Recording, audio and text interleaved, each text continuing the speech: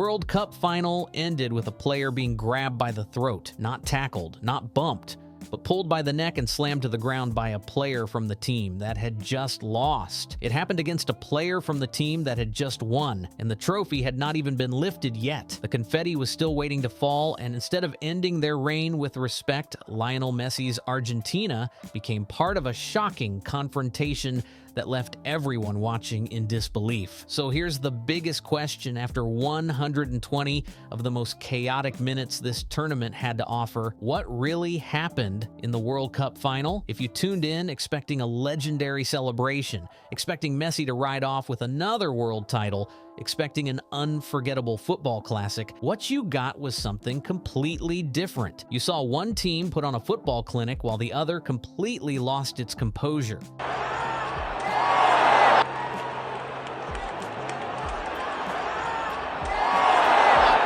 Spain stayed focused and played their game, while Argentina struggled to keep control as the pressure kept building. By the final whistle, one old saying had been proven in front of more than 80,000 fans and a loud crowd that even included the President of the United States. Football came out on top, and this time, that statement was true in every sense. I'll break down exactly how it all unfolded. But before we even get into the action on the pitch, there's something else you need to know.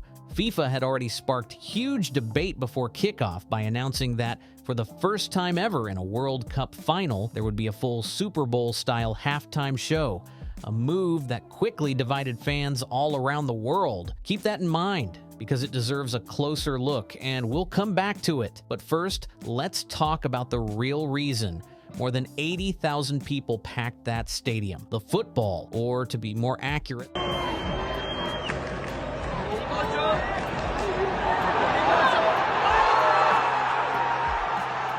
the football that Spain played. One look at the numbers tells the whole story, and they may be some of the most one-sided stats ever seen in a World Cup final. Spain finished with 20 shots, 12 on target, 1.9 expected goals, 65% possession, and a massive 76% field tilt. That means nearly 3/4 of the dangerous attacking play happened inside Argentina's half. Argentina, just 2 shots, none on target, and only 0.2 expected goals. That's basically the numbers saying they created almost nothing all match.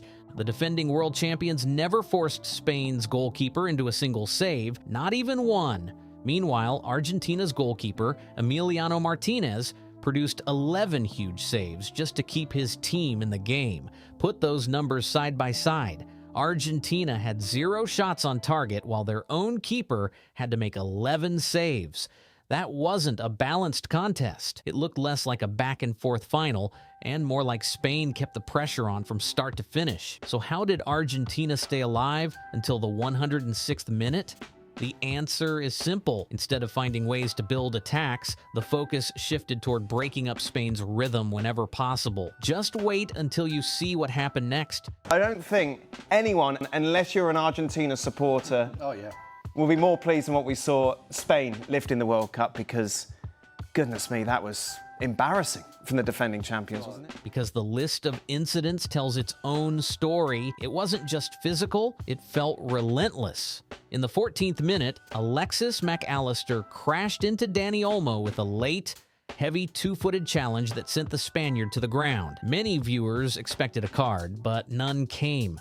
Just minutes later, Nicolas Tagliafico tangled with teenage star Lamine Yamal in another rough challenge. One refereeing analyst described it as deliberate and clumsy, saying he dragged him, clipped his heels, and caught his calf all in one motion. Once again, there was no card. The pattern kept going. Lisandro Martinez flew into Mikel Oyarzabal from behind with another hard challenge. Then Leandro Paredes came off the bench and immediately raised the temperature even more, catching Rodri with an elbow to the back during a challenge and helping spark a heated confrontation between both teams. Before the match even started, Spain defender Aymeric Laporte had warned that Argentina were a team that liked to leave little messages through tough challenges during games. Laporte wasn't making a wild prediction. He had watched Argentina throughout the tournament, and many people felt this physical approach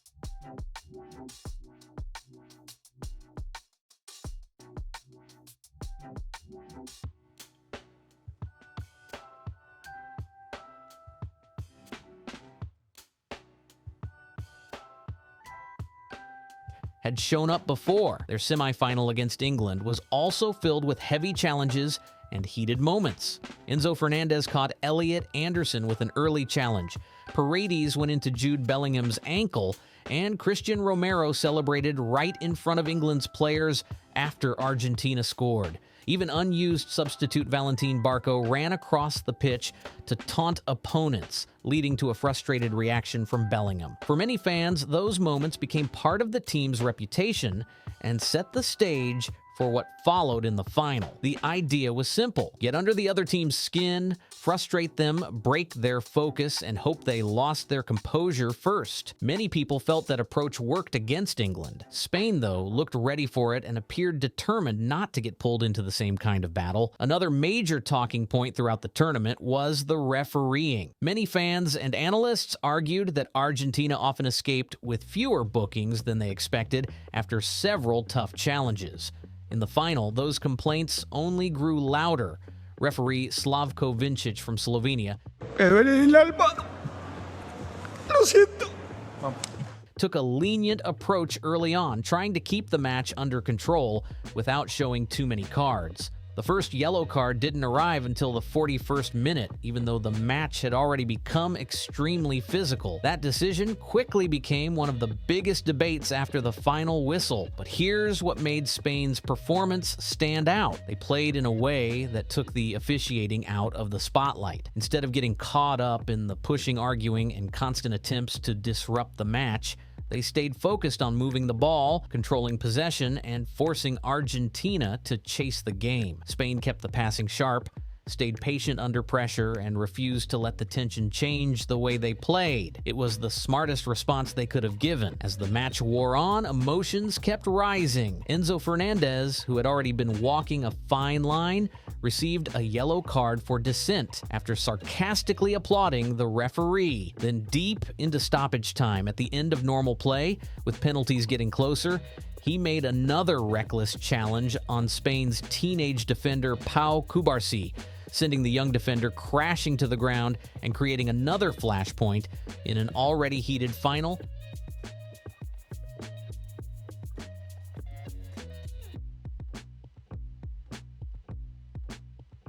Second yellow card, then the red came out. Enzo Fernandez was sent off, and many people watching called the decision completely avoidable. Argentina were already trailing in the match by almost every major statistic, and now they also had to play the entire extra time period with just 10 players. Fernandez became only the third Argentine player ever to be sent off in a World Cup final, adding another remarkable moment to the history books.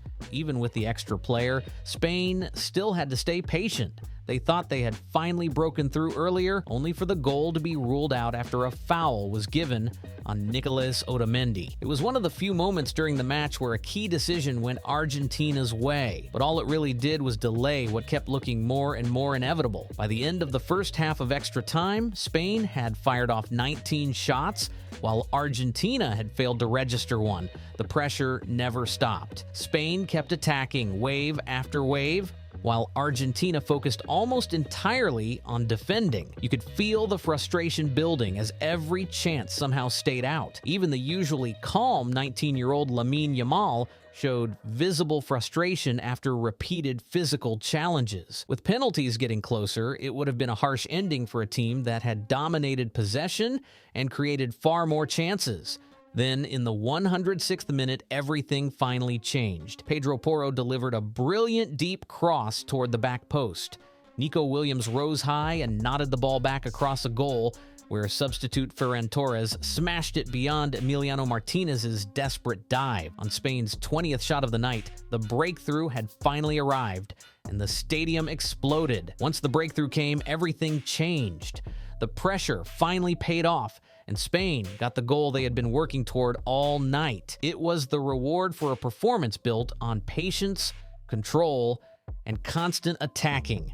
They had knocked on the door again, and eventually it opened. Now, to be fair, Argentina were a complete and utter disgrace today, both with their performance and their antics.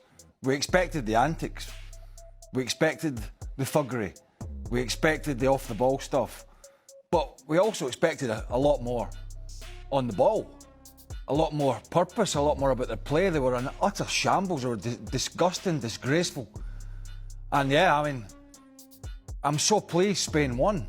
And I could just see a scenario at the end there, but before Spain scored, that it was going to go to penalties, or they were going to get a scruffy goal, Argentina, and win this. And to put that kind of performance in a World Cup final, that negative, it was a disgusting performance. There is another side to this story, and one player deserves to be judged separately from everything that happened around him. Lionel Messi. Whatever people think about Argentina's performance that night, Messi was not at the center of the heated incidents that followed. It was one of his quietest matches of the tournament. For long stretches, Spain kept him under control, limiting his space and making it difficult for him to influence the game the way fans are used to seeing. There was one moment that caught everyone's attention. Shortly after Enzo Fernandez was sent off, Messi tried to get the referee's attention during an exchange with Marc Cucurella, pointing toward the official after appearing to disagree with something that had been said. The referee chose not to get involved, and the match carried on. For many viewers, it was an unusual sight, seeing a player known for producing magical moments instead caught up in a tense conversation with the officials. When the final whistle blew, Messi didn't join the confrontation or the chaos. Instead, he stood alone before dropping to the grass in visible emotion. If this truly was his final World Cup, it marked a heartbreaking ending to an incredible international journey. Nothing about that night changes what he achieved in Qatar 4 years earlier, or the legacy he built over his career. Even former Germany international Thomas Hitzelsperger, while strongly criticizing the behavior of several Argentina players, still described Messi as a genius. For many fans, the saddest part of the final was seeing one of football's greatest players say goodbye on a night remembered as much for controversy as for the football itself. It's also important to keep the full picture in mind. Argentina are not simply defined by one controversial night, and pretending otherwise would miss a big part of their story. This is a close-knit squad, a group of players known for their strong bond on and off the pitch. They have celebrated major success together, winning the 2022 World Cup and the Copa America in 2021 and 2024, while playing with incredible passion for their country. Lamine Yamal, we know we've talked about him with you all competition long. We know you think he's the best player in the world. He hasn't maybe shown that. Maybe is that fair during this World Cup, Zlatan? But 19 years of age, he's a world champion, right? As Alexis said, he came in the tournament, he wasn't 100%. He didn't have his best tournament, and still Spain dominated every game. That says how good they are as a team, even if Yamal didn't perform. And they won the World Cup without this guy performing like he normally does. That unity inspired millions of supporters. Throughout the tournament, Argentina's fans filled stadiums and turned cities across the United States into seas of blue and white, creating some of the most unforgettable scenes of the competition. Football legend Gabriel Batistuta praised the team by saying, "This team did exactly what any fan would ask for, playing with heart." After the match, coach Lionel Scaloni also struck a respectful tone, saying, "We've been great in victory and we need to be great in defeat." It was a powerful message. But after the final whistle, emotions boiled over and several players struggled to match those words with their actions. As Spain celebrated, Nahuel Molina appeared to swing an arm toward Rodri while running past him, leading to a tense confrontation. Rodri reacted. Players from both teams rushed over, and the situation quickly escalated. Eric Garcia stepped in to support his teammate, while Leandro Paredes grabbed Garcia by the throat and shoved him to the ground before becoming involved in more confrontations with other players. At the same time, Lionel Scaloni could be seen rushing across the pitch, trying to pull his own players away and bring the situation back under control. Cameras also caught Nicolas Otamendi exchanging words with Rodri, telling him that Spain's players had been crying all week and should talk less. It was another tense moment at the end of an already emotional final. This was the reigning world champion saying goodbye to the title, and the scenes after the whistle quickly became just as talked about as the match itself. Then came a moment that many fans found even more disappointing than the confrontation on the pitch.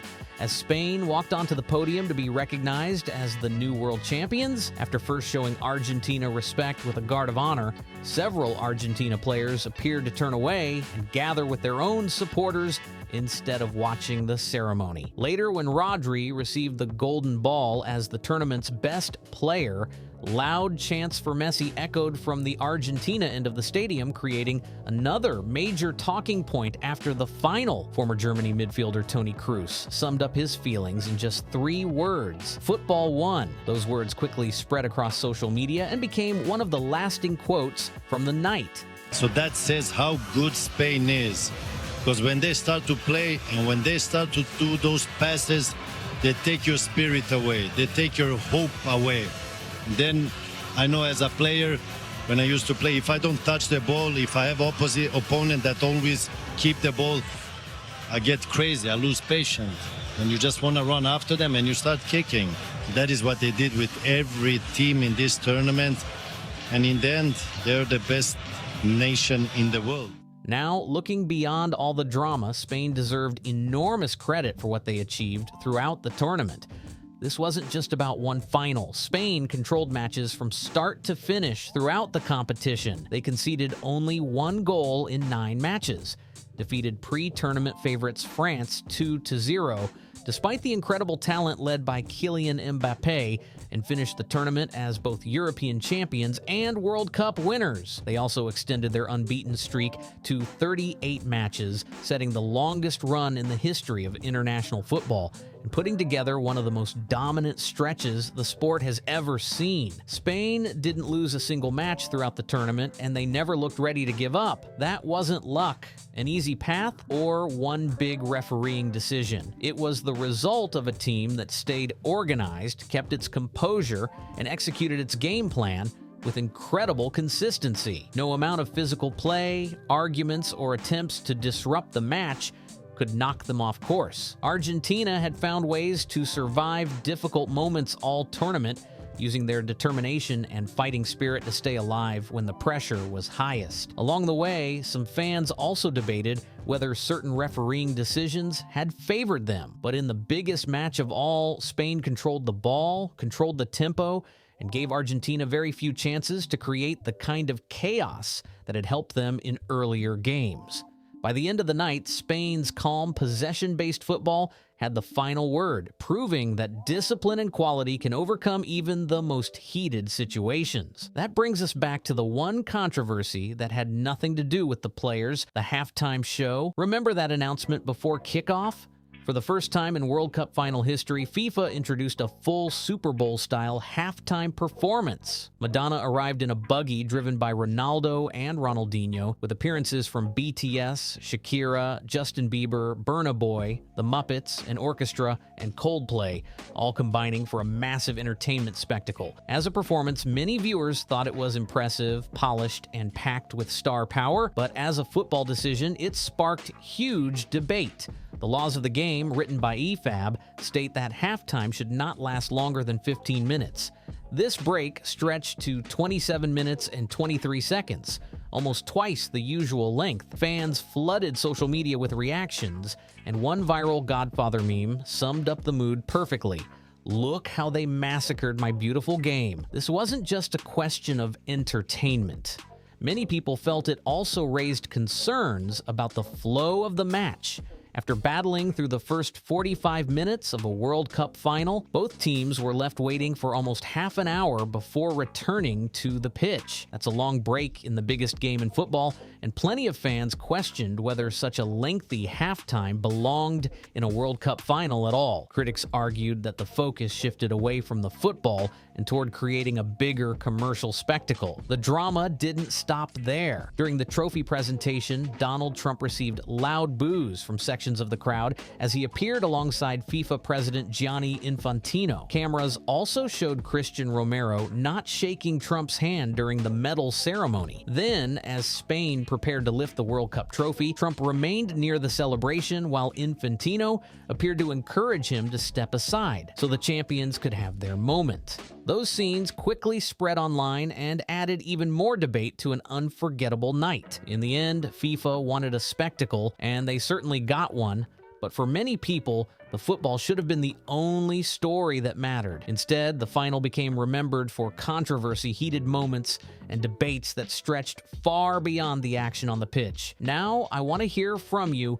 Which moment summed up this final the best? Was it Argentina finishing without a shot on target, the confrontation after the final whistle, the reactions during the trophy ceremony, or the record-breaking halftime show? Drop your thoughts in the comments below. If you enjoyed this breakdown, make sure to like the video, subscribe to the channel, and share it with other football fans so they can join the discussion. Thanks for watching, and don't miss the full tournament retrospective coming next, where we'll break down every major story, every surprise, and every unforgettable moment from this incredible World Cup. See you in the next one.